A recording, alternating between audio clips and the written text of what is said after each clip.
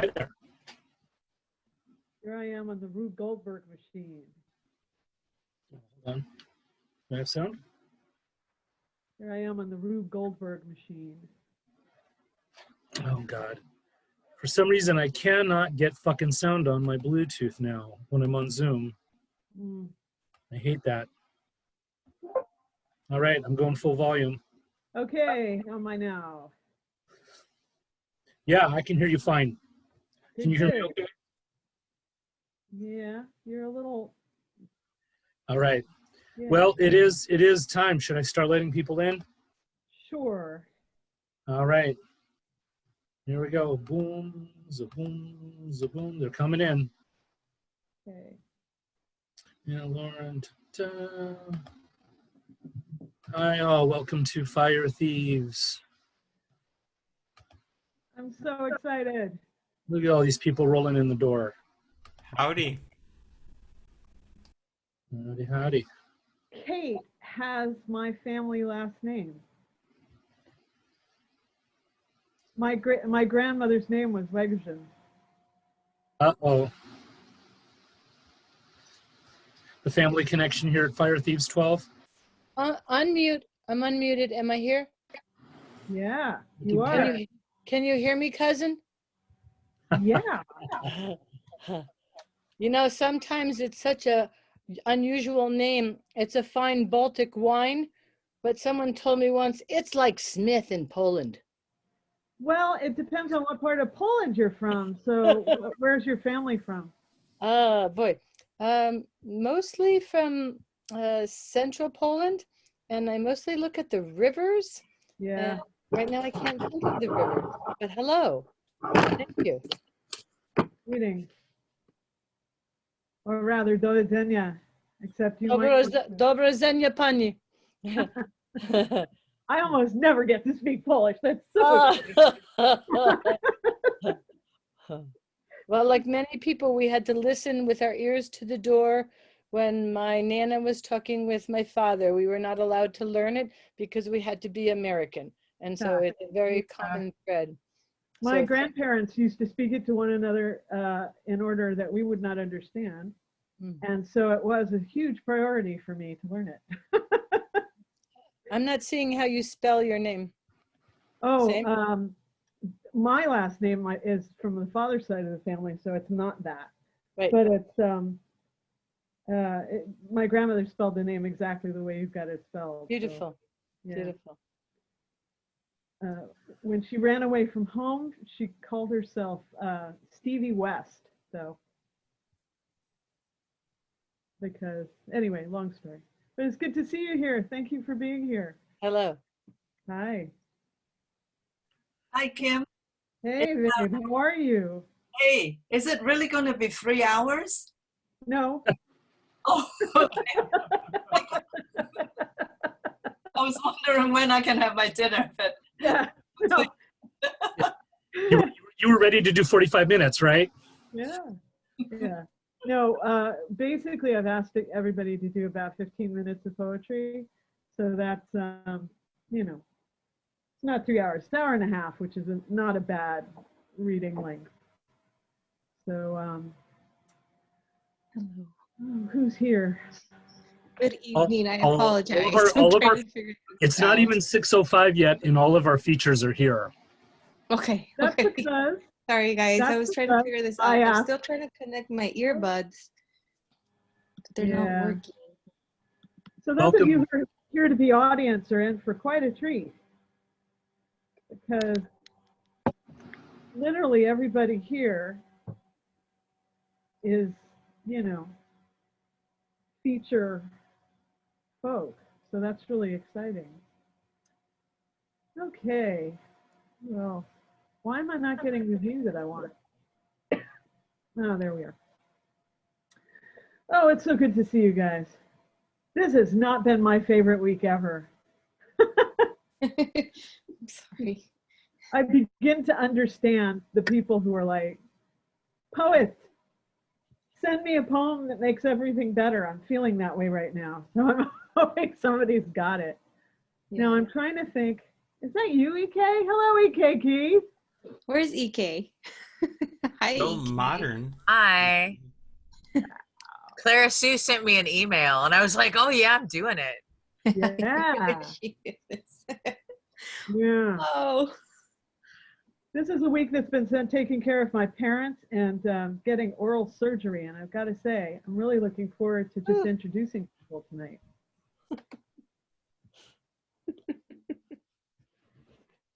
There's quite a crowd we have coming in the door tonight. Oh my gosh. Look who's here. Wow. It's not working. Anastasia, it's good to see you. Hi. Hey, Welcome back. Did you get your check yet, babe? I did not, no. Okay. All right. I'm kind of trying to figure out what's going on. I think it's all post office at this point. But Yeah. if you could, do you have my email address? I do not know. So here we go. I'm all over the internet anyway. So this is by no means an exclusive. When you get it, can you let me know? Mm-hmm.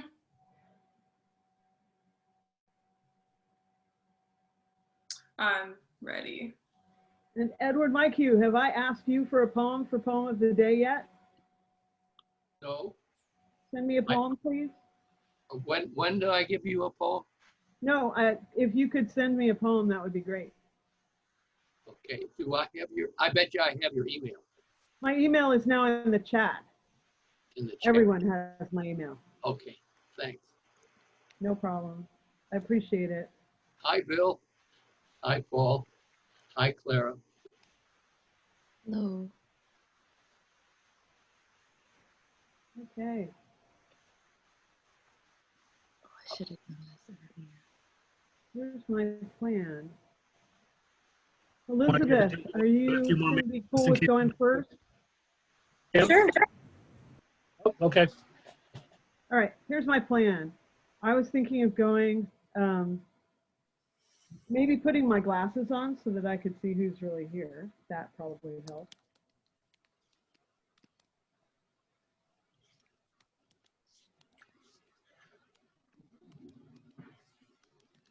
Do you have a plan, Paul? Because I was sort of thinking of going, oh, there you are, Bill. Hello, Bill. Mad love. I was thinking of going, Elizabeth, Lourdes, Mya,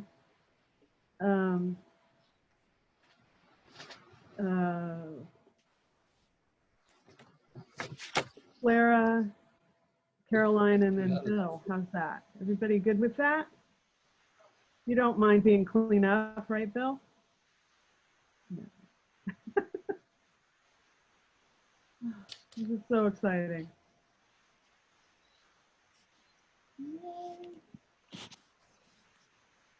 Okay. Do you have something clever to say about Fire Thieves, Paul, or should I say something clever about Fire Thieves? Do I have something? No, just to request that folks, when the readers start, make sure everybody to self-mute so we can hear, so we can just hear the reader, and that's always a good etiquette to observe in these fine readings. Once that gets going, that's all we ask. But yeah, we're the Fire Thieves, the intergenerational San Francisco-based poetry series that brings the wide, diverse voices of the city that don't get a lot of exposure together in a major forum. And that's the fancy thing I'll say, Kim. I'll turn it over to you now. Okay, and the fact that this is a major forum is that it's funded by a Mellon grant through the Academy of American Poets. It is kind of a big deal. We intend to put the readings on YouTube if we can work that part out, because I am reluctantly technological, which has made this last couple of months a little bit challenging, more challenging than I had really hoped for. And I'm really excited. And then we're putting together an anthology from it. And I was only really on the hook for 12 of these, but we decided we couldn't get it done in under 13. So we're going to have it be a baker's dozen instead of just a dozen. So this is the penultimate Fire Thieves, and we're really excited. And so Elizabeth, how much reading have you done as performance? Go ahead and unmute yourself, babe. I'm sorry, what was the question? How much reading have you done as performance? A little bit, but I feel good. Good. Yeah. Basically, you know, I think there's something a little less on the hook in the Zoom, maybe. So Elizabeth Wilson comes to us through the auspices of Karen Morrison, and really who has provided us with a number of youth for this series. And I can't wait to hear what you have to say, Elizabeth, so go for it. Thank you. My name is Elizabeth Wilson, and the first title of my first poem is The Cycle of Fire. The Cycle of Fire. A monochrome pasture of clouds and the haze of midnight's breath dissolves the discernible horizon into a void of twinkling twilight tranquility that sweeps the highest heavens. Here, the coast carries callous cries of hastened wind, and here, the temporary stillness of night is startled into a new cycle.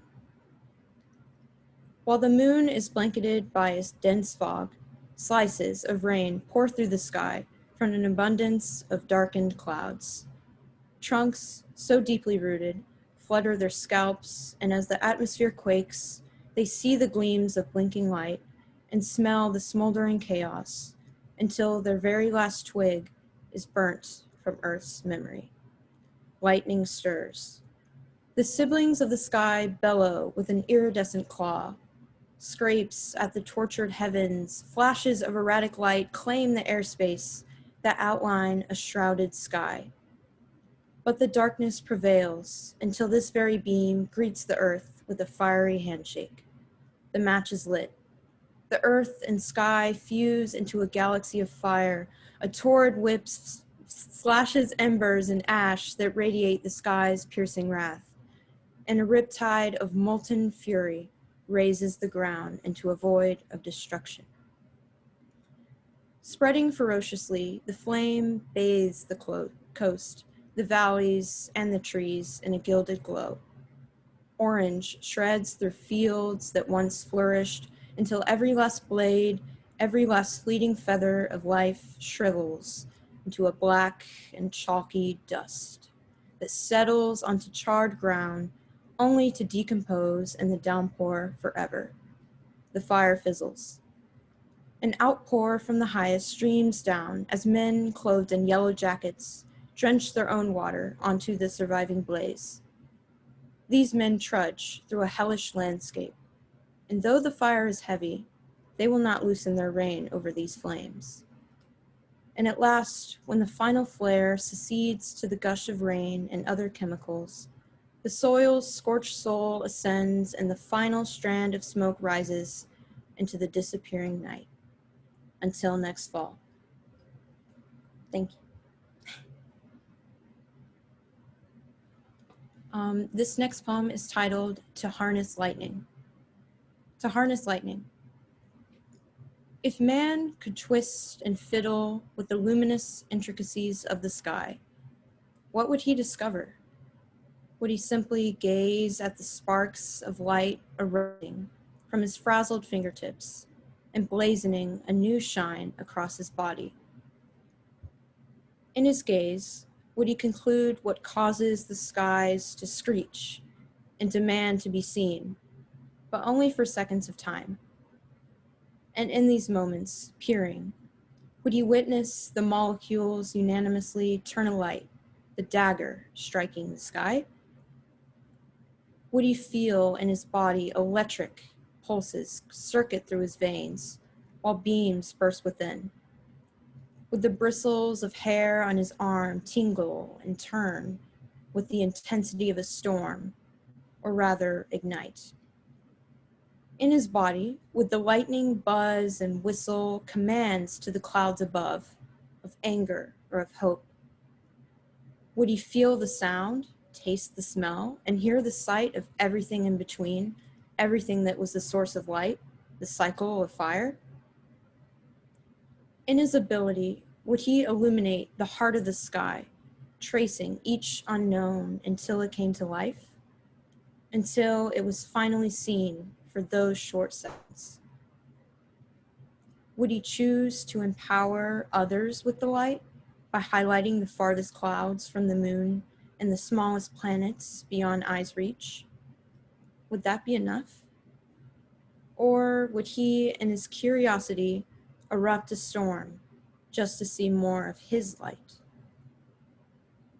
In this greed, would he burn the earth that had never looked his way?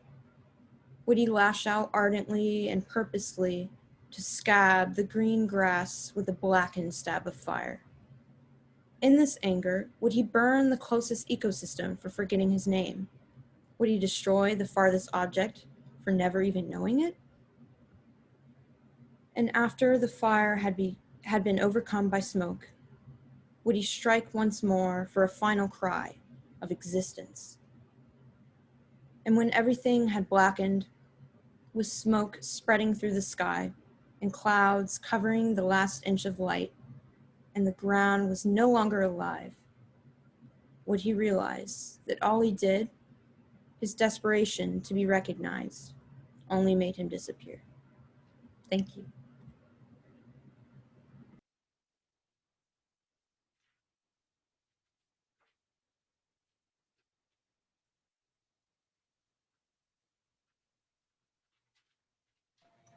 Okay. Lourdes Figueroa, who I met in another reading and just have not been able to stop listening to her ever since.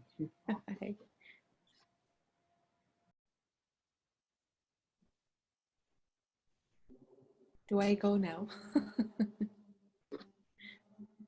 Hello. Good evening. I'm in a little trouble here with the speaker thing that I have on my computer and my earbuds, but can you all hear me?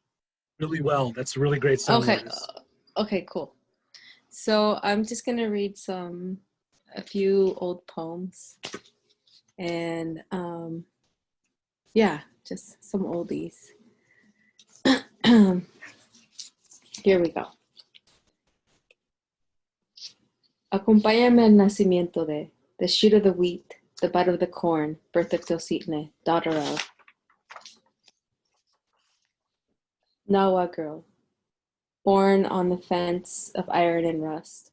Nawa girl, born on the center of the vagus. There is coal in your mouth as we wander across the forest. They have told us that there is gold and silver in the heart of the tree, but we dig underneath the tunnel of the volcano to find a jugular vein. With a mouth there it spits out fields of the sugar cane. Nawa girl, brew the agave. The galeon sits amidst. She calls it Occidental. There are oceans between us as we learn to swallow bourbon. There were hundreds of chicotazos on her back. Nawa girl, your skin is changing. It glistens under the 5 moons, under the 5 suns.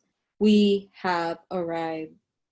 The cotton fields have made us golden. We are ancient in our song, Nawa girl. A dry birth, dice la María. Un nacimiento pero seco, says la María. Is the hardest, a blood birthing the bag, emptied bag, primero los pies, but why do we land with our heads first, our feet last? Skin wet and red. Is it because we notice them? No.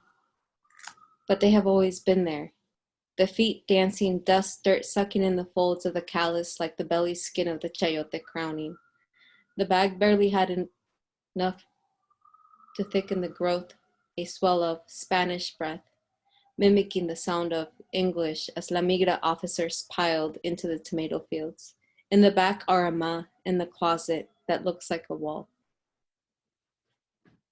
Maria flew across the border to fill up with something, overstayed and couldn't cross back. Tongues, then feet crossing over, smacking back and forth, but a wet birth is easier, dice la Maria. As the water rushes through, the head is easier to push out. The feet slide out last, as they should. From this distance, we are making love. The moon sits on her half, brings a cigarette to her mouth. The act of rolling in the tobacco burns the esophagus. El Chicote sits next to the wall, wooden walls that hold in our hummings. As we go in and out of each other, our skin was red then. Our skin is red now. But further in, we find el paisano tamboreando el paisano, pasando el pasaje de isla a isla. We are pochas fucking under the belly of the ship that carries us with a memory in the pores of our bodies. We're not that far apart, de la madre y de la madre tierra. And the longer we make love, the further the color of our body turns. Let us kiss once more before the moon becomes full, to guide us through the land in between the rivers. As the corners of our ears are sliced off, we will gather the seeds of the tobacco. I think of her and how we remember each other when we first learned to make love. Licking la cima del trigo in the place of the 7 caves, rompiendo the callus of the hoe. Her navel sunk as the eye licked the rim of the ear. In Timacuan, Teocinil heard us, fed us the poem made of song and breath. Lamiendo en limbo, tongue licks eye, fog's tongue. Yo no fui la primera. I'll read one more. It's called Yolot, and Yolot means young girl heart in Nahuatl. But I need to find the poem first. So Yolot is, it means young girl heart. And here in this poem, she turns into a goddess. She is the goddess that created everything. When the stars did not gleam and the darks of us were being, there was Yolot learning to pace across black oceans. She held dirt in her palm and light in her mouth. She asked the ungleaming stars to walk with her, and they walked with her, mouthing her lips to see if they could understand the light she carried, and they followed her back and forth across the massiveness of the darks. They felt her rhythm reaching over to her. They put their cheeks on the curve of her waist, felt her plump as she moved with them. And they moved with her, warming their cheeks, warming their throats. Finally, she stopped. She let them collide into her. The light in her mouth spilled. They, having their lips wide open, swallowed, and they began to gleam. So excited were they that they ran across the universes to find the others, and they began to make curves like her waist. Rounding the curves, they learned to make moons, and they taught the moons how to move like Yolot moved. And Yolot rubbed her earth all over her body, and she scattered herself, making mothers upon mothers, each and every one containing her rhythms. And she, Yolot, let herself be as it all danced with her. And she danced, making drums of their skins, and she looked at herself in them and saw their skins gleam like the dark oceans and the stars. Thank you. Thank you for sharing a poem. I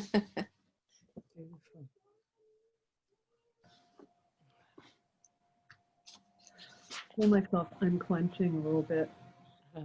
Quite a moment we're in. Our next poet is often known more as a guitarist, a singer-songwriter, but I've had the great pleasure to read poems on the page that just took my breath away. So I am delighted to introduce Mya Byrne. Thanks so much, Kim. It is beyond a pleasure to be here with all of you tonight. I will admit that during this pandemic time, I actually haven't been writing much poetry. I've been writing a lot of songs. I've been writing a ton of songs. I've written almost 60 songs since lockdown, which is a little insane, but yeah, it's helping. A lot of these poems I wrote similarly to right now. I'm sort of in a time of transition. I'm moving in 72 hours, which is kind of blowing my mind. And yeah, it might not look like I'm packed up, but yeah, I'm about to get out the door. So a lot of these poems were written in a time when I was in between housing, and it's interesting going through them now and seeing how much of them are still relevant to right now. So it's called Oakland Blues, number 2. The Sunday night music of the family norteño from the house next door. Dark drone punk coming from Aaron's room across the hall, and me in the middle of this experimental living. The sound of 880 tying everything together. In a drafty warehouse space that resonates the train yard a block away, 200 feet beyond razor wire, tracks that take people to the airport, and sidings that used to house the circuit special when it came to town, with its crew and its tigers. Do they even have tigers at the circus anymore? What is cruel? The cage keepers always say that. We treat 'em real good. As the music rounds and rounds with the suffering plague of art and commerce, everyone wants fortune and fucking glory. And I wonder if trying is enough. I don't know what to feel or how to feel it. Some days I wake up and I tell myself, all you have to do is take the pills. Good. Put on your jeans. Good. Make the bed. Good. Fall on it. Maybe get up. In a little.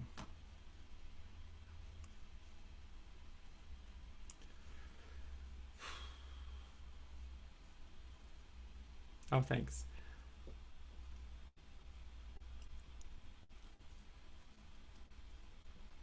Autumn falls. Leaves flourish, their colors brightest in their last moments before death. This is not the old world where Palisades are blush with ochre October as an AM radio sings baseball playoffs around the curves of the New York State Thruway. Witness this equinox, the strange new flowers, bougainvillea collecting in gutters, after floating down to dance with your fingers in their grand exit from stems of thorns. Crimson tendrils swept to the Pacific on rivers of wind, to become dissolved, mist and fog. You are with me, my friends, my lovers, my sisters, my kindred. I hear your voices giving my name, resounding those long lost, from raftered East Village lofts to graffitied Valencia alleys. You are with me as I walk, endless streets torn in drought and greed, ever changing. I know not the distance you part to speak in memory, colors brightest before a perfect leaf falls.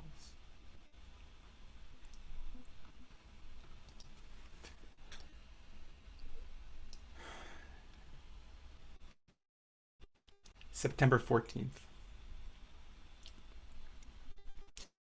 Why discard bone, precious bone and sinew, after seeking transcendence in birdsong, where there are colors like ash yellow and celadon, and words not born yet, in a world not made to name them? Find me a place where my friends don't die, where the stitches we stitched don't dissolve too soon, where we can rise, where we aren't hunted. Look in the mirror. See the world's most vicious animal. Some are blessed to see themselves. Some as broken as me. All I hear, I'm worn out, all lost. I'm not anything worth finding. I'm garbage, sewage, nothing, void. I don't want this body. Underneath every pretty building, there's concrete drying and steel rusting. Some collapse when the earth trembles. Those who live among no fear do not know what it is to know dying, over and over and over again, begging the monster for mercy and clutching a mattress to stay your own hands.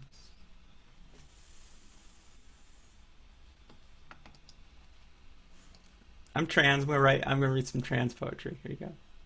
I just found this one in my archive. I totally forgot about it. So there you go. Changes, Part 1. I saw a girl in Seattle at the old Bauhaus before a show, walking in on a rare sunny day, no March mist fogging the windows. A blue gingham dress, because she had braids just like Judy Garland. Something like that anyway. A calico pattern maybe, like one of my Western shirts, the one my girlfriend had picked out. Streaked daylight peeked through the ceiling-high windows, books lining the walls, the dark wooden-stained shelves matching the tables. I knew the place had been condemned for the wrecking ball, yet it felt alive, electric, and like walking into a pillow of warm air. She sat in the middle table on the low riser, where the downstairs coffee drinkers were, her brown eyes lit up by the soft ray of the schoolhouse-style fixture hanging over the triangle-shaped room at Pike and Pine. I wonder if she saw me sing her. She was maybe 6 months in. Even then, I knew that look. I blended into the background and ordered. Her eyes darted a bit as I waited for my mug. She smiled, talking to her friend, her back to the windows. I pretended to look at a display of old Kellogg's cereal, then saw her again as I went up the worn brown staircase. She seemed herself. Her presence was just woodwork, just another girl in Seattle, transitioning and figuring her shit out. My therapist had asked me earlier that month to remember any time when I had felt comfortable. At that moment, all I could feel was my body confined in my tight stage clothes. I felt almost raw, chafed, and my mind outside of myself. She was a mirror of what I couldn't quite accept yet, something I had lost, returned. I couldn't concentrate on my reading.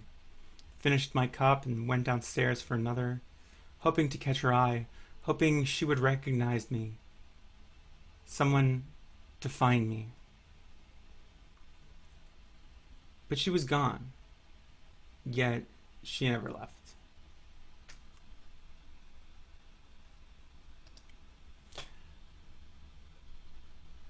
This is a poem for two voices that I actually wrote for EK to read with me, which I didn't know EK was going to be here. I would have asked EK to do an awkward Zoom duet poem off. But this is the version I revised for print. And let's see if I can pull it off. Bumalonesome.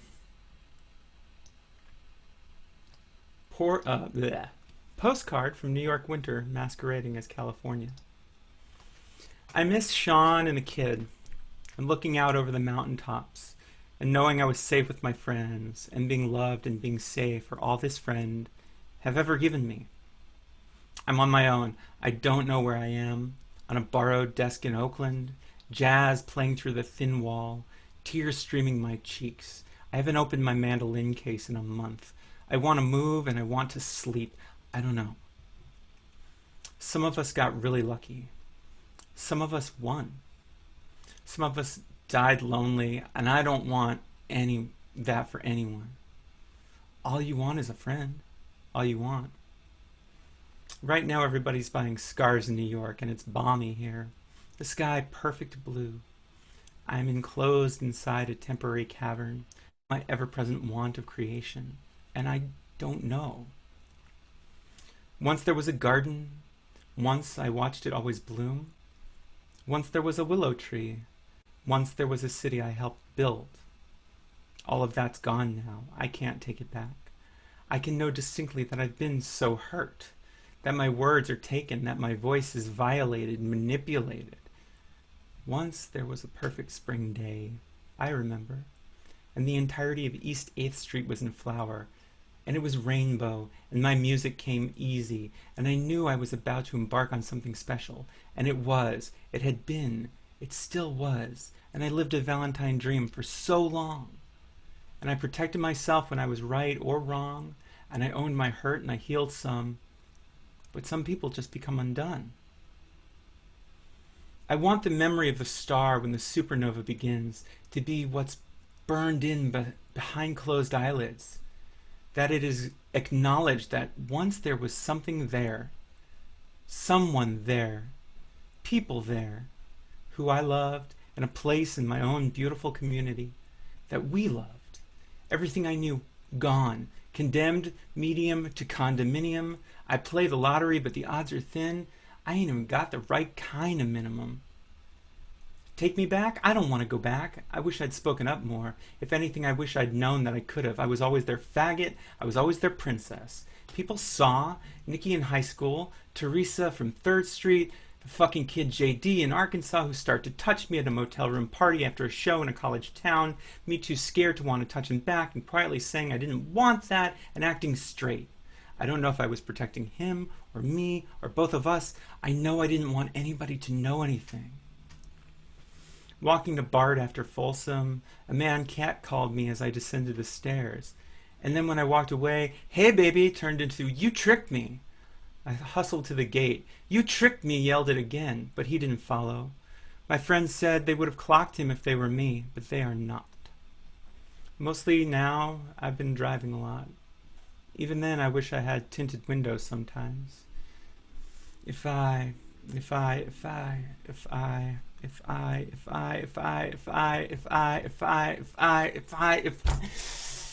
You can't know, Alan, you can't know how I'm looking, how the saint waits on the other beacon, 75 miles away where wolves sing. I'm alone here with the roads that hold epic violence, the blood of Alone, of Miwok, of all displaced victim of white expansionistic territorialism. Fuck me trying to make things work, trying to make deadlines. I'm but a speck of night in this darkness, yet I always wind up here, in dream and now skin, on the cusp of something riding this crest. All I want is to cure my sadness. All I want is to cure my sadness. All I want is to cure my sadness. You can't know me dying on the shores of my childhood, my knees scraped while giving head on a Highway 1 overlook, sleeping in the back of my car where I'd slept 20 years before. It's all right, sweetheart, he said. Sometimes all I've wanted is for people to see me, and I don't know if they do. Sometimes saints are dirty angels. Virescent pines and Pacific waves crashed into each other, and the ghost of Elizabeth Taylor swung overhead. In the window cracked open, in the fire, and on the back porch with no lights, seeing the images seared to my childhood with new eyes, for they are old eyes, for they are new eyes. And every time I break down walls, I look at framed pictures of the family lost, of the lives touched, of my destruction, of my decadence, of the fallen I've known. I feel sick. I feel injustice, like I'm trapped in circles of ring highways and chain restaurants. There is no where I've been kinda, the town I used to live in kinda place anymore. They're gone. The cities were the refuge of that particular brand of commerce. Your tiny businesses, the artists, and the people who made things, or sold the things that made things to the people who made things. So I don't know where a person like me is supposed to live anymore. If art is needed, it is needed. But where is it at home? Listen to the footsteps into the holiday lounge. Hear them across the street, a continent away. It's not the holiday lounge that reopened. It's the old one that you were scared to go into. Its dead dye visage lurking over the living shell. St. Mark's junk, kids collapsing the hilltop in Tompkins Square Park, the ghosts of Auden and your best friends.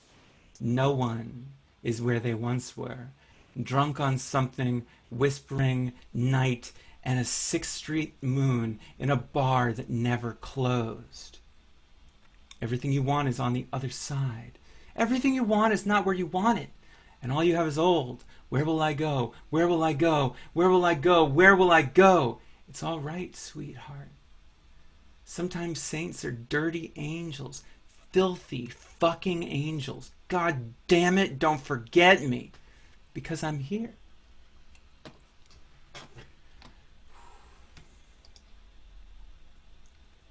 I think I should do one more. One more? Okay. This poem's actually true. A lot of my poems are true, but this poem is... There's a pretty magical spot that I discovered by accident when I used to live in New York. And it's about that spot. It's called Specific Gravity. There's a beach of glass underneath the Triborough Bridge. The traffic above the little channel rumbles through piles and pylons, sunk deep into the East River mud. A lapping potion water embraces pieces of bottles, taillights, old railroad indicators, and dead ships' lanterns, and soothes their edges, stains them white. Low on the riverbank, with every ebb and swell, they're tossed together on the waterline, and these shatters become jeweled stars. Floating atop the crests, they fall to the sand with a distant sound of trembling chimes. As I sit with my legs over the tall concrete barrier, I rest my head on a painted iron bar that keeps children from falling over, and listen. I wonder how this exists at all. Beach glass is a valuable commodity, and in this city, untouched riches are quickly staked. Yet here, the hoarders are absent. This cove must be a powerful space, a directing magnet, I think. Perhaps the shapes of these currents and the roots of estuary reeds grow only to gather these shards and tumble them soft. Some of us walk in a world full of razors, but here, broken and discarded fragments, remnants of accidents and callousness, have become an oasis for crying birds, where all traces of sharp edges have been erased, where a graceful counterpoint sings as every wave recedes. Thank you.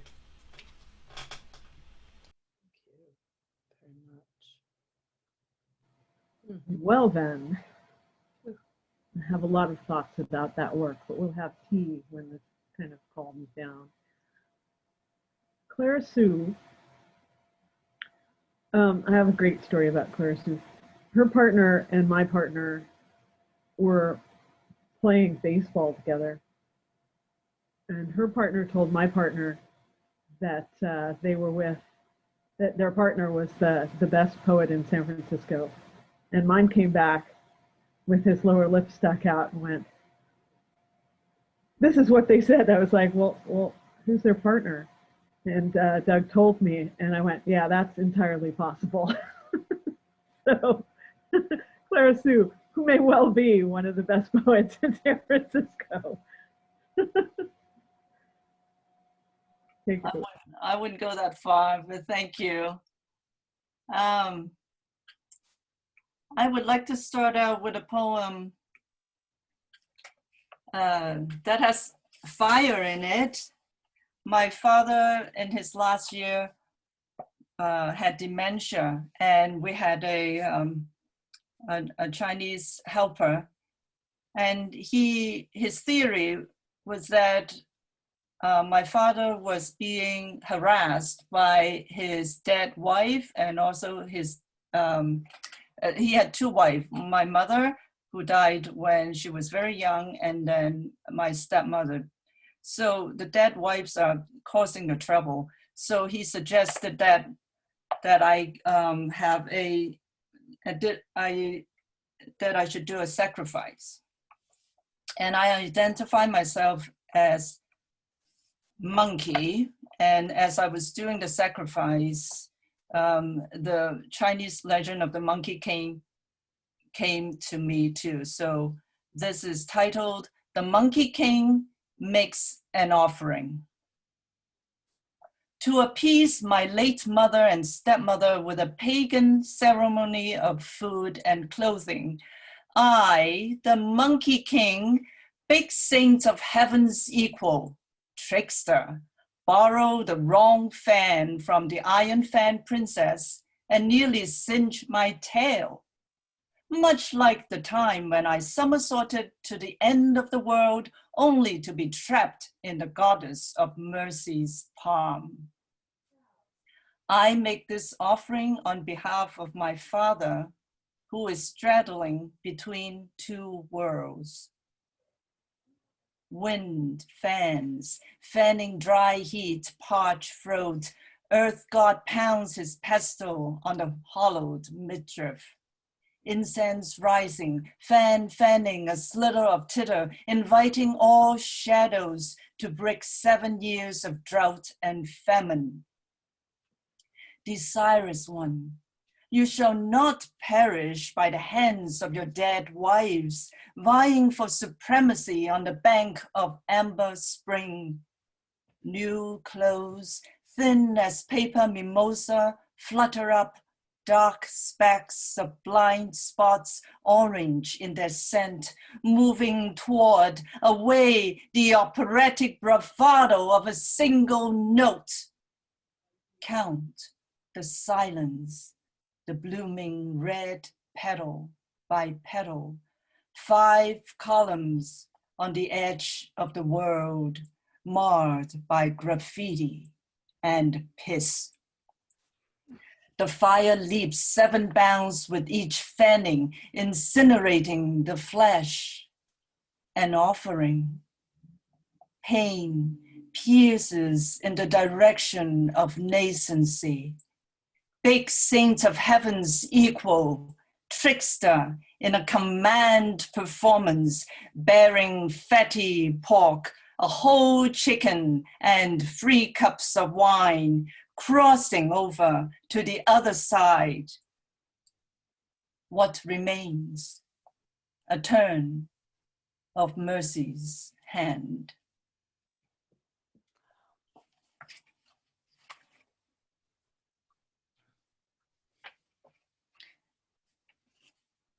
I didn't know what a palindrome was until a few years ago. And when I learned about it, I was very excited. I want to write one too. And so here's my palindrome. It is titled Knit in a Faux Mink. Advanced, ingenious, life imitates form, imitates life, ingenious, advanced. Womb existence, not an accident. Not an accident, this manufactured, struggle, fiber of solace, solace for the soulless parasite of fiber of solace. Egg into legs, into needle stitching, into egg, into legs, into needle stitching, into. Life leaps on dead skin leaps life. Keep up the God word. Oh, dear God, the work. Life leaps on dead skin leaps life. Egg into legs, into needle stitching, into eggs, into legs, into needle stitching, into. Fiber of solace, solace for the soulless parasite of fiber of solace. Womb existence, not an accident, this manufactured, struggle, advanced, ingenious, life imitates form, imitates life, ingenious, advanced. Okay.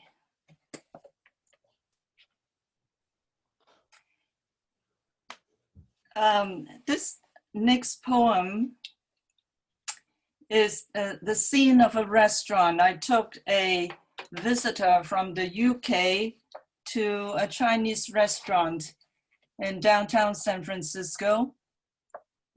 And so this poem described our conversation and whatever was happening around us, and also what's happening in my mind as I was talking and observing the environment.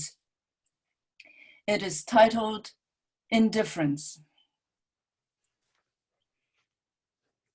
Indifference is like dog shit smeared on a cobblestone street, while the pooper scooper, shaped like an eyebrow teaser, is designed for urbanites who have mastered picking up wontons with a pair of chopsticks, which the man does, quite successfully, with his stiff arm held out like a robot lifting a wet, slippery cloud from a soup bowl. But like a Woody Allen movie, the cloud falls into the soy sauce dish and the splash is like the birth of Zarathustra. Surprise, surprise. And needless to say, his yellow silk tie is wet like overcooked fettuccine drenched in brown Mexican mole. Although the man would really prefer salsa verde that is very much like glistening algae in a dead water pond. They have a drink that is made from the juice of spinach, but the lady at the next table is suspicious of its color. It's like drinking poison that has been brewed by Snow White's evil stepmother, she tells her friends, who associates color with things that make up her psyche, and like the rabbit that is stranded in the moon, there is no escape. So black is like a deep gurgle when met by laughter, and white is like the open face of a flower, and blue is like someone who thinks silence is scary, and red is like murder on the Orient Express. The man is indifferent to the mess in front of him and continues like there's no end to the fireworks. One doesn't worry about wet socks. You roll them in a towel and step on it, and the same trick may be applied to underwear like pigs in blankets. Who can tell good meat from bad meat when it is pounded and grounded and stuffed into the gut like a lady in her silk stockings? The point is, it's a quick trick, like having a quickie in a motel room, like a fine movement after lots of wheat bran, and hell, like the pooper scooper that can pick up and go, pick up and go.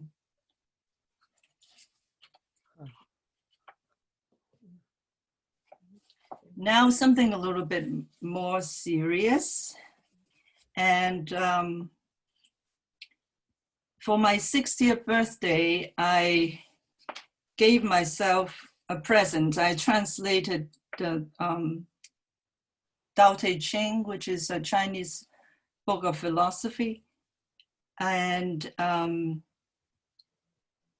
after I translated it, for each of the chapter, I pair it with one of my poems. And it doesn't have to go with whatever the text is saying, but it's sometimes it triggers a thought, and sometimes it goes in a different direction. I just want to read one, and I'll read the Chinese in Cantonese, and also my translation, and then the pairing. And this particular pairing of the poem is not mine, it's William Blake's. It's titled A Divine Image, but I translated the Blake poem into Chinese, so I'll read that too. And I found Blake's poems, somehow there's some affinity between him and the Chinese language. It was very easy to translate, and it sounded really good. So this is chapter 68. 善為士者不武，善戰者不怒，善勝敵者不語，善用人者為之下，是為不爭之德，是為用人之力，是為配天鼓之極。A seasoned soldier does not show off his skills. A seasoned warrior does not show anger. A seasoned war champion does not use direct force. This is called the virtue of no contention. This is called the power of management. This is called matching heaven, the pinnacle of old. Cruelty has a human heart, and jealousy a human face. Terror, the human form divine, and secrecy, the human dress. The human dress is forged iron, the human form a fiery forge. The human face, a furnace sealed. The human heart, its hungry gorge.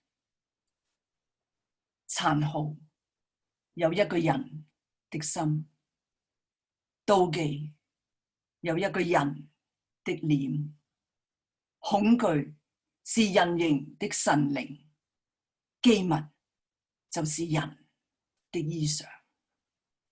人的衣裳是鐵鏽成，人的形是火布打製，人的臉是熔爐避風，人的心是飢餓的盒。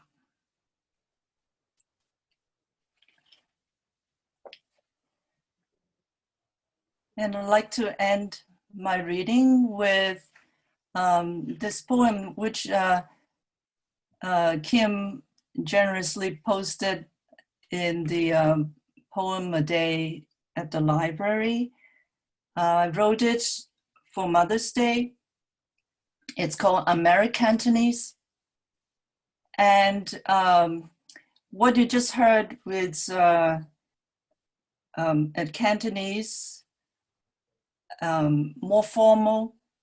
And in Americantonese, in this particular poem, it's a conversational Cantonese. So I hope you can hear the difference between the two. Americantonese for Ama. Your daughters are staying home. 你啲女個個都喺屋企噃。One washes the tripe, 一個洗牛柏葉。One steams a crab, 一個蒸蟹。One makes cookie, 一個就喺度焗曲奇餅。One bakes bread, 一個就喺度焗麵包。They're a good girl, aren't they? 佢哋個個都係乖女 ，not going out until the wee hour of the night， 夜晚唔出街 ，not spending money on clothes， 唔使錢唔買衫 ，not drinking，not gambling， 唔飲酒唔賭錢 ，nor dating men， 又唔去追男人。No, they're not sick. 唔係，佢哋冇病。They're healthy in body and mind. 佢哋好健康，好清醒。They're good girls obeying orders for once. 佢哋係乖女，好難得聽下話。How curious? Oh, but hardly surprising. 奇怪，一啲都唔出奇。Don't be afraid. No worries. 唔使心驚驚膽震震 Your daughters are itching, ready to move. 佢哋周身痕，等住喐。Soon as the air is clear， 等啲空氣變乾淨 ，they'll naturally leave their domestic chores。佢哋自然會放棄家務 ，back to their glamorous selves， 扮到鬼火咁靚 ，walking down Chinatown 喺唐人街蕩來蕩去 ，with their own fanfare， 出盡風頭。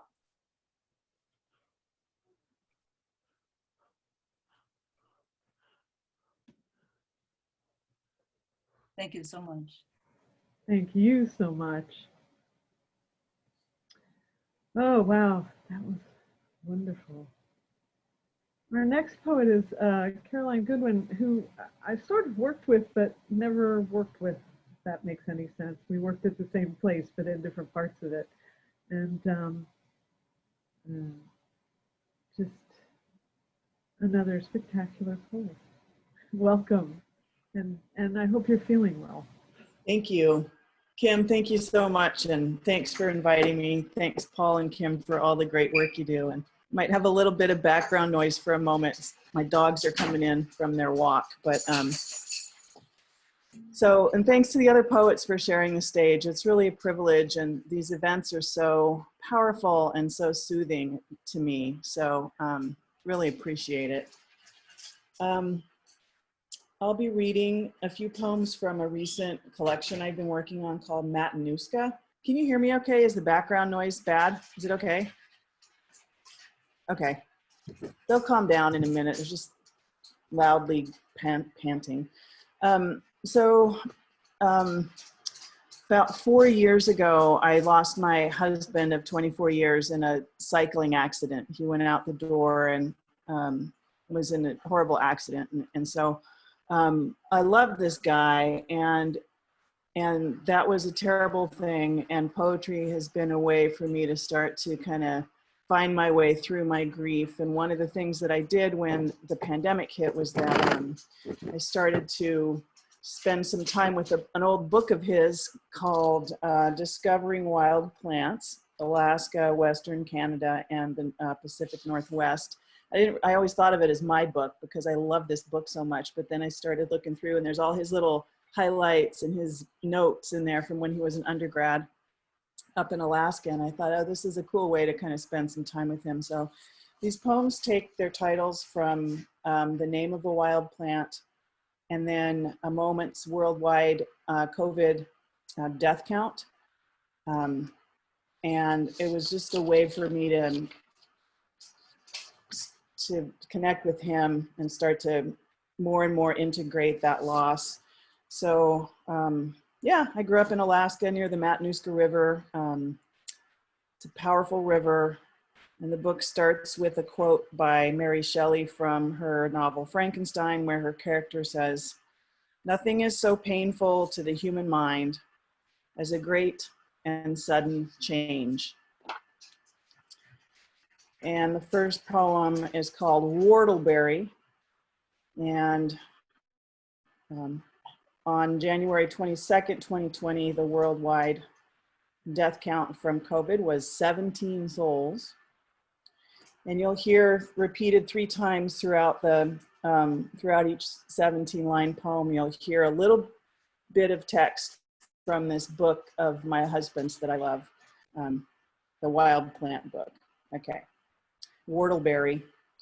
The fresh cleaned fish, rabbit, or duck, and under my feet green ice, the ice holding its own array of paper birch seeds, and they are like stars in their shapes and in their assorted romantic arrangements. And they are lady birch, gray birch, Kenai birch, under the soles of my feet of my boot print, the fresh cleaned fish, rabbit, or duck, whose habitat varies from the bogs and tundra to the lowlands and subalpine meadows, whose jawbones gleamed in the rushes, the palms of my hands, the extremities, where the pelt and the sinew, the wood stove and snowshoe, and they are like pools shining or holding the white sky before us, and they are like my skin, the very cells, the marrow and helix, the fresh, cleaned fish, rabbit, or duck. On February 22nd, 2020, at 0647 Pacific Daylight Time, the worldwide death count from COVID was 2,460. This is bladder rack. The sun-dried or fresh sea vegetable steeped as tea, and a gold bell you gave me, the shape of steam drawn over the window. Hemlock, syndrome, and experiment, where you place the crown and jewel thorn and bracken fern.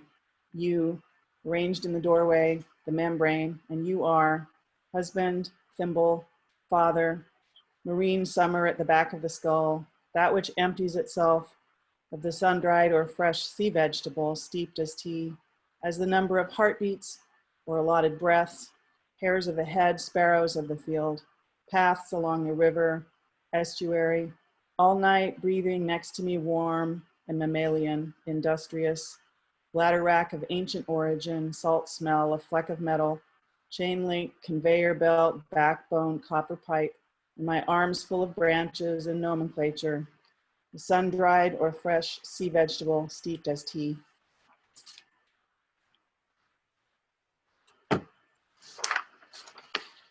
All right, on March 23rd of 2020, 0855 Pacific Daylight Time, the worldwide death count was 15,491. It's a poem called Saskatoon.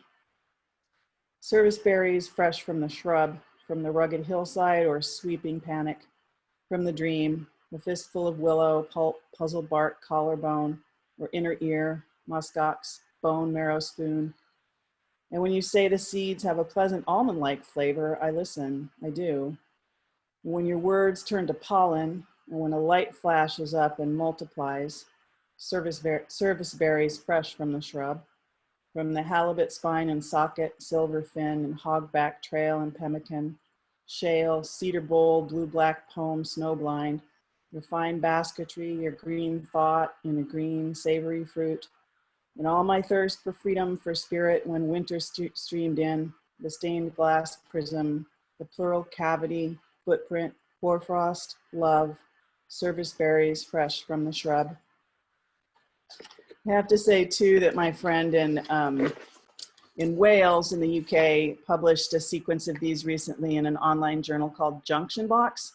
It's a really lovely journal, so if you're looking for a place to send some work, check it out, Junction Box in Wales in the UK.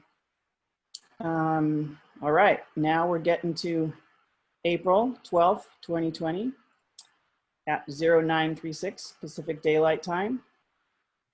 Death count 112,255. Heliotrope.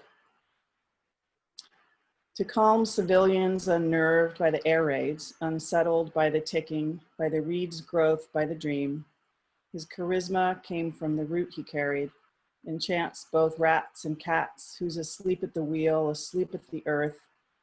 My calm plain, my mythological fog, and the ways in which the electrical storm, the mushroom cloud, the tremendous noise and glare is a wing or a winged arrow flapping to calm civilians unnerved by the air raids, to sweep away the fallen seeds, the soil, the shelter in place.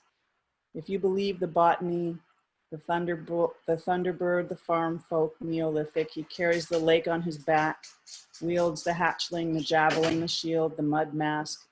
Wake up, it's the last page. It's the fluid they use to calm civilians unnerved by the air raids.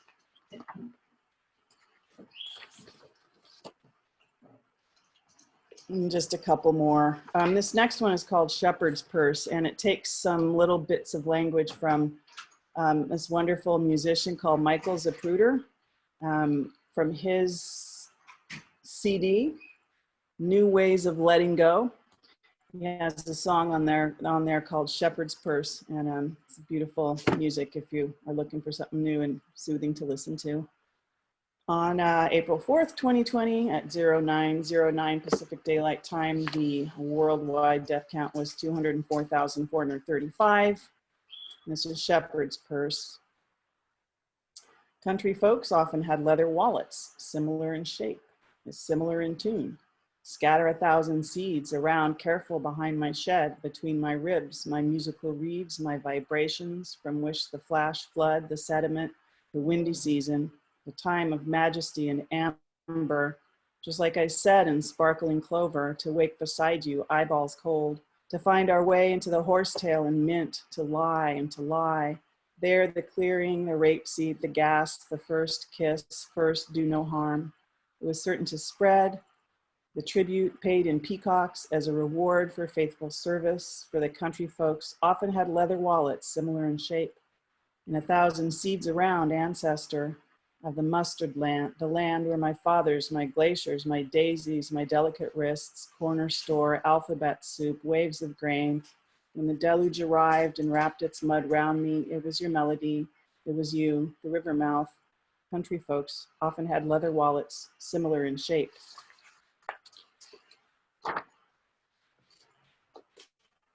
Just a couple more.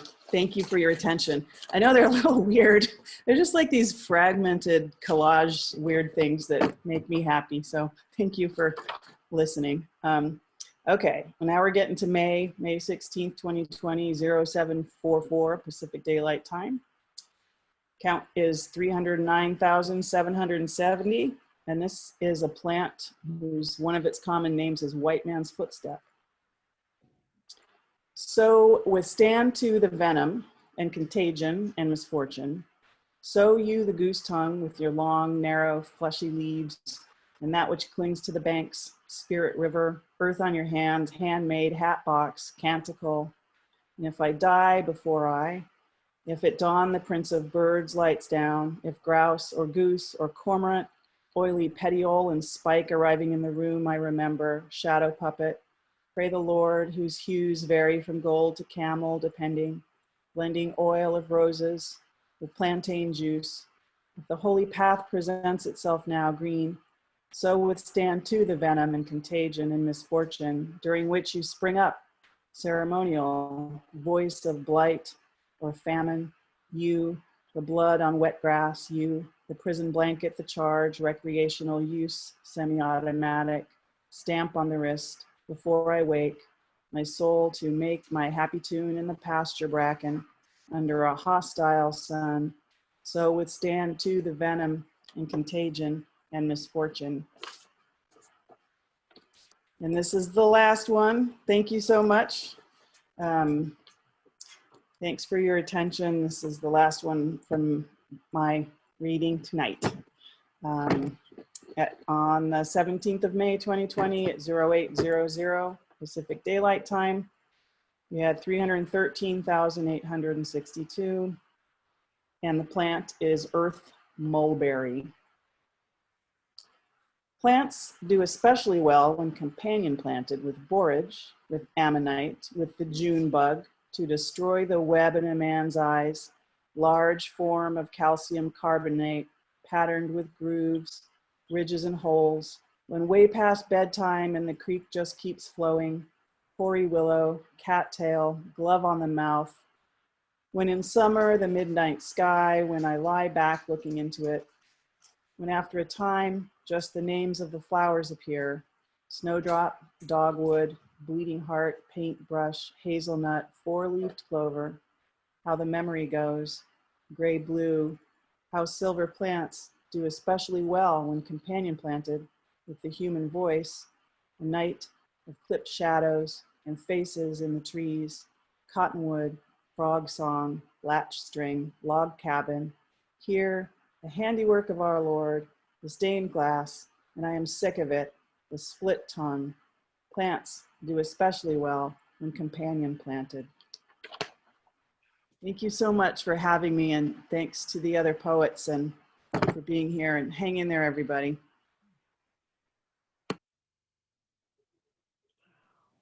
Thank you so much, Carolyn. I love your work. I love everybody's work, because at this show, that's the thing you guys have in common. Our final reader this evening is Bill Vartnaw, who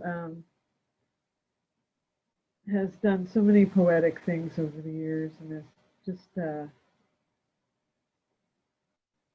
good friend, and a really spectacular poet, and a publisher, and a poetry organizer, and all manner of other things. And Just another thing that a bunch of you have in common is some kind of huge upheaval going on specifically in your life. We're all in upheaval, but one of you's about to move. Bill just moved. So, and is doing this reading anyway. So, kind of exciting. Anyway, Bill Vartnaw, welcome. Thank you. I'm going to start with a poem. You need to get closer to your mic, babe. Okay. I'm going to start with a poem, homage to Michael McClure. Is that better? Can you hear me? It's pretty low. There are some settings to turn up your microphone within Zoom. I don't know if you have that. I didn't know. Let's see. Are you on a computer? I am on a computer. If you click the arrow next to the mute button, Okay. it'll say audio settings. Aha. And then you should be able to turn up your microphone. If you click the prompt that says audio on the left-hand menu. Okay.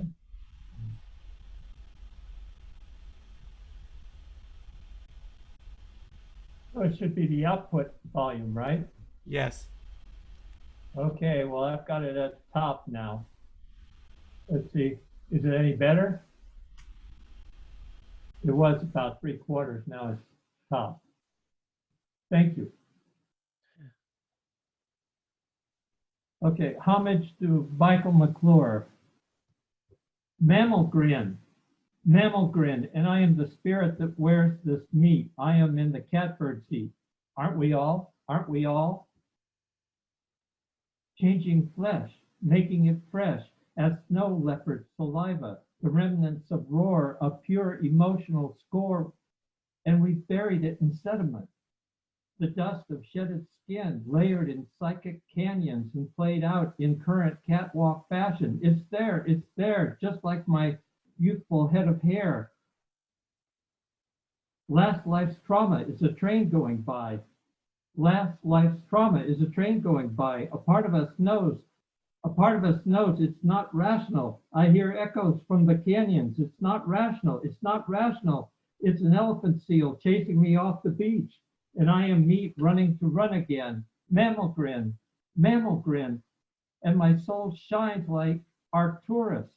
And I am meat running to run again, to have memories, to make them up, wake them up. Memories create context, up, like shooting stars across our minds. We are sensing the invisible surrounds us. The invisible surrounds us like our bodies surround the spaces between our cells. The invisible surrounds us, and we see it with our meat. We see thing and know. Now, a threshold of moments, meat movies, with our soul light shining through. Memories, we make them real. Good.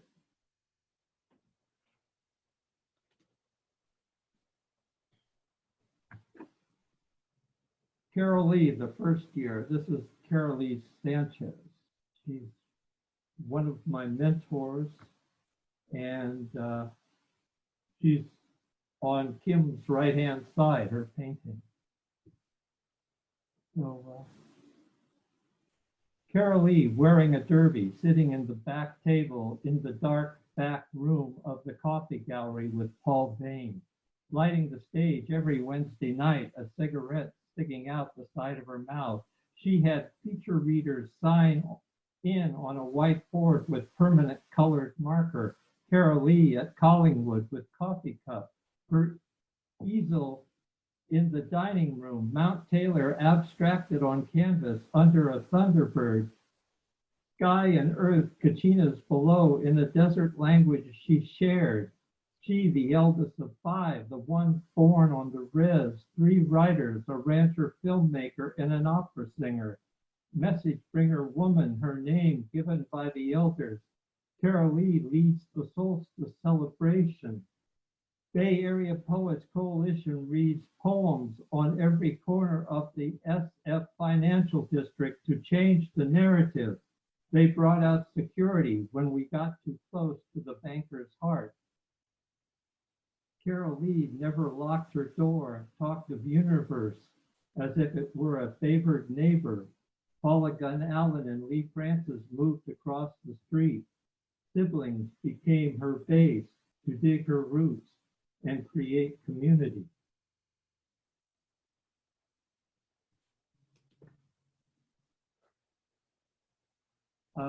These are from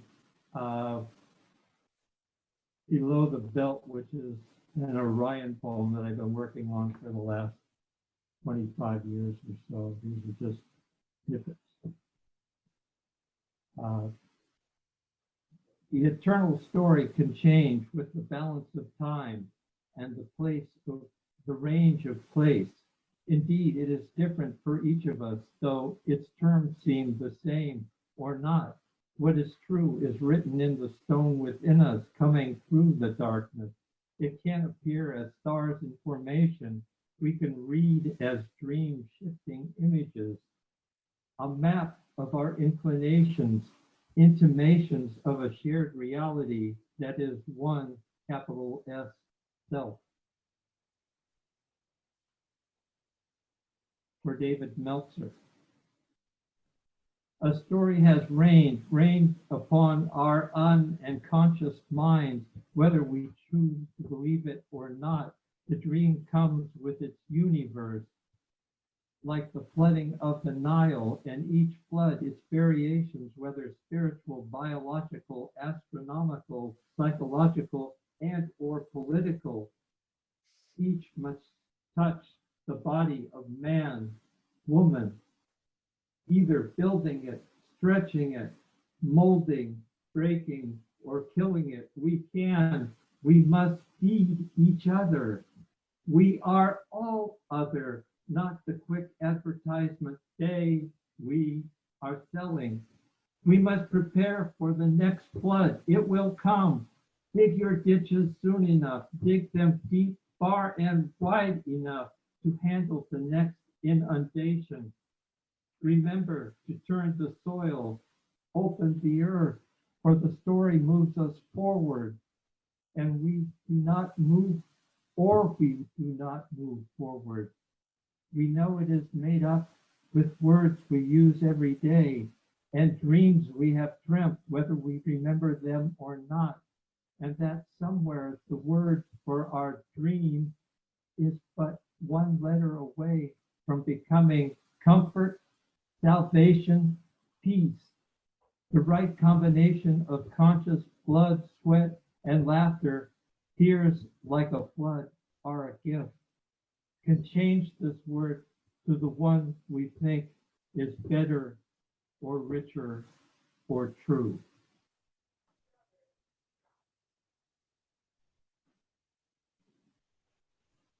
Amphibians of Consciousness, for Carolee Sanchez and Diane DePrima. Beyond the quiet dappled light,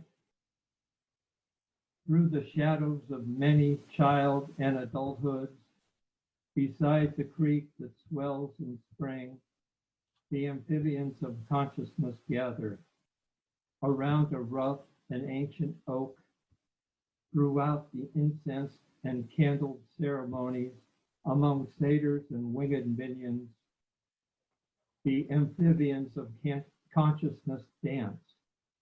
Underneath the oak's gnarled vertices, below the moon's near ivoried horns, behind millennial masks of lifetimes, the amphibians of consciousness sing.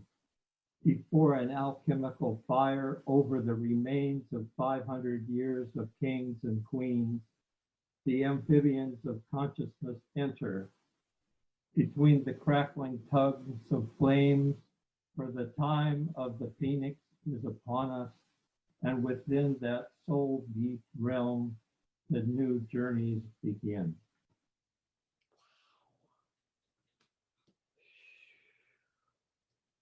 This tree again. Why this tree again? The walnuts dropping, a surface you don't see, roots, the thirst, memory too heavy to bear any longer. Can we let go our leaves, our fruit, as if these lessons weren't a growing season, as if time weren't enclosed in the timeless, as if that nothing weren't impossible to hold on to and so difficult to let go.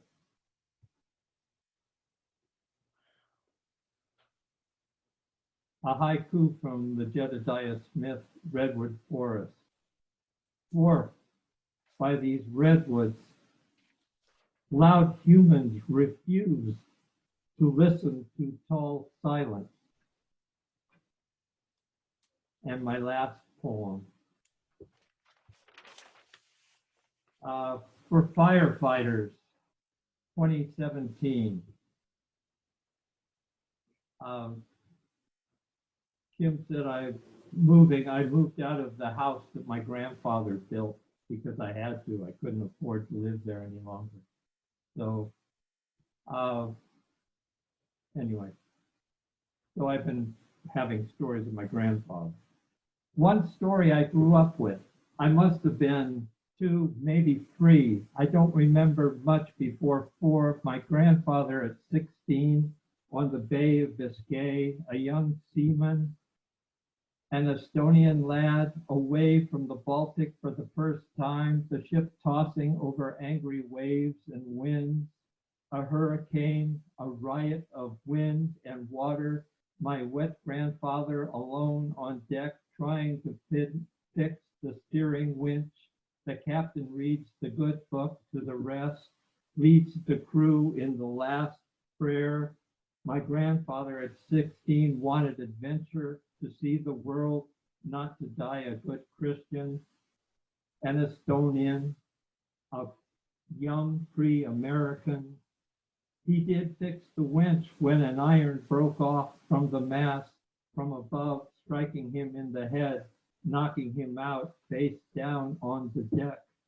A crewman found him and recognized what he had done. A day later, maybe 2, 3, he came to. He woke up squirming in a white sheet in the middle of his funeral. The captain told the crew, "He is our hero. For the rest of this voyage, you address him as sir." He never felt comfortable. I've never felt comfortable with the word sir. My existence depended on it. If my grandfather remained unconscious, he would have drowned with the story. I would not be. I imagine I, among those invisible outside of time and space, whispering in his inner ear, "Wake up, kid! Be a hero! I want to be a poet. Need some of your DNA. Maybe we can work together. You in your early 80s, me in my early 20s. Tear down a house or 2 or 3. One fall day, we'll be on the 2nd floor. A high-ceiling Victorian, the old Rakitnachan place on Keokuk, with crowbars in hand, prying the siding from the house structure, the frame. Put your shoulder into it. I expect the wall to fall at floor level. I put my bar lower. The nails creak. The nails screech. The old nails snap. The whole side pulls apart and we ride the wall down.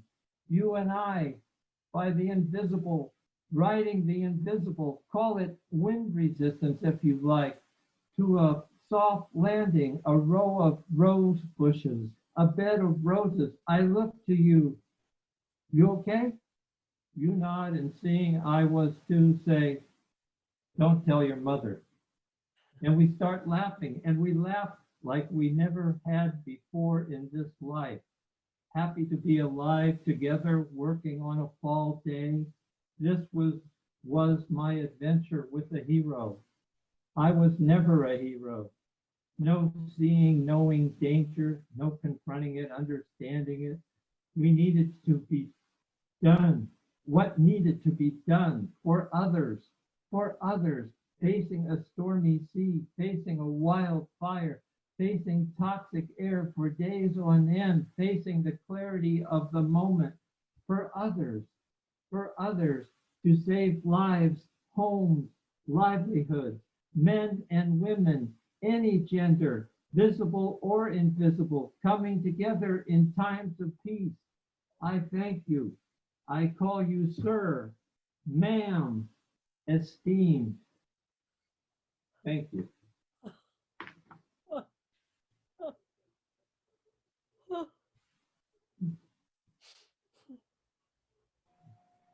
Well, that was incredible. You guys are all so good. And I really appreciate you coming out and braving the wilds of the internet to get this done. I think you actually are a hero, Bill. All of the features were so good. And so let's have one more hand for Elizabeth Wilson, Lourdes Figueroa, Mya Byrne, Clara Hsu, Carolyn Goodwin, and Bill Vartnaw. That was the 12th Fire Thieves. I'm really grateful to all of you for being here. We've got one more to go, and a book. So, yay. Thank you, Kim. Thank you. Thanks, Kim. People don't seem to be running away, so Paul should probably stop recording. Thank you, Kim. Yeah.